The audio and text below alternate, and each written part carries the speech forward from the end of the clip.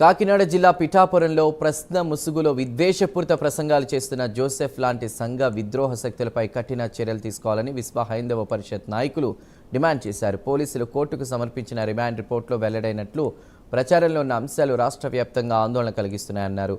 జోసెఫ్పై దేశ సార్వభౌమాధికారానికి భంగం కలిగించే వ్యాఖ్యలు, ఉగ్రవాదులకు, నిషేధిత మావోయిస్టు సంస్థలకు అనుకూలంగా ప్రచారం చేయడం వంటి ఆరోపణలు ఉన్నాయని అన్నారు. బచ్చలకూరి జోసెఫ్ అలియాస్ రావణ్ అనే వ్యక్తి సమాజానికి, హిందూ ధర్మానికి, దేశానికి కూడా చాలా ప్రమాదకరమైన వ్యక్తి. దయచేసి ఎవరు కూడా దీన్ని రాజకీయ కోణంలో మాత్రమే చూడకండి. ఈ వ్యక్తి చాలా భయంకరమైన హిందుత్వ వ్యతిరేకి, అలాగే దేశ వ్యతిరేకి. ఇలాంటి వ్యక్తుల్ని ప్రభుత్వం కఠినంగా ఉపా చట్టం పెట్టి శిక్షించడం అనేది చాలా ఆనందదాయకం. ఎందుకంటే ఈ వ్యక్తి మాట్లాడతాడు, ఒక యూట్యూబ్ ఛానల్ పెట్టుకుని ఉగ్రవాదులకి మానవ హక్కులు ఉండవా? ఈ వ్యక్తి మాట్లాడతాడు, ఒక యూట్యూబ్ ఛానల్ పట్టుకుని ఉగ్రవాదులకి.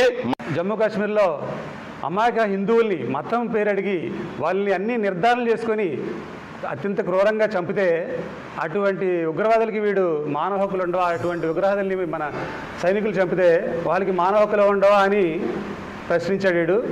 అదే ఉగ్రవాదులు వీళ్ళ ఇంట్లో వాళ్ళని చంపితే ఈ విధంగా ప్రశ్నిస్తాడా?